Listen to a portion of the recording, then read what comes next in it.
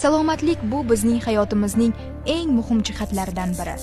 Ammo ko'plab insonlar, ayniqsa ayollar, sog'liqni saqlash borasida ba'zi xavflarga duch kelishadi.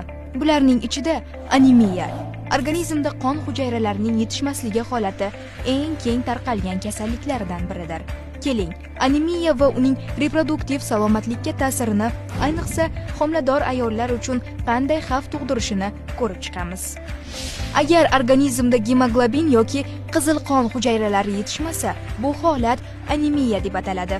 Anemiya bu nafaqat umumiy salomatlikka, balki reproduktiv salomatlikka ham jiddiy ta'sir ko'rsatishi mumkin. Homiladorlik davri ayniqsa xavfli vaqt bo'lib, bu davrda anemiya ko'pincha uchraydi va homilaning sog'lom rivojlanishi uchun xavf tug'diradi. Homiladorlikda anemiya odatda temir yoki vitamin B12 yetishmasligidan kelib chiqadi. Homiladorlik muddati oshgani sari ayol organizmida temir moddasiga bo'lgan ehtiyoj oshib boradi.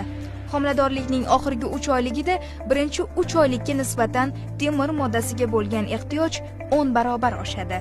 Bu holat onaning energiyasini kamaytiradi.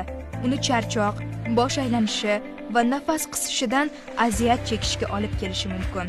Shuningdek, homilaning rivojlanishi uchun zarur bo'lgan kislorod miqdori kamayib, uning o'sishi va rivojlanishi muammolariga olib kelishi mumkin.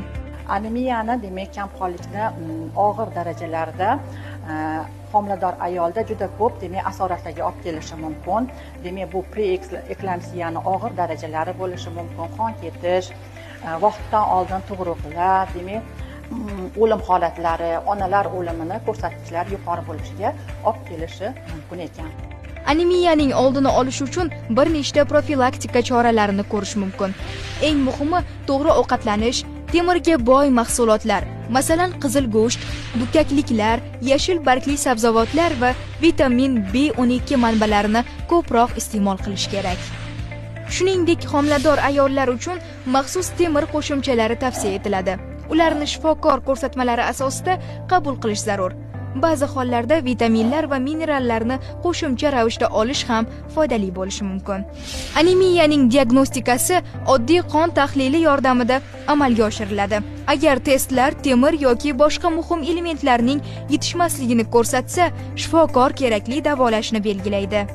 Xulosa qilib aytganda, anemiya bu xavfli kasallik. Ammo u to'g'ri davolash va profilaktika choralarini ko'rish orqali oldini olish mumkin. Homilador ayollar o'z sog'lig'iga jiddiy qarashlari, shifokor bilan muntazam tekshiruvlardan o'tishlari va sog'lom ovqatlanishga e'tibor berishlari kerak. Shuningdek, yurtimizda aholini tibbiy bilimlar bilan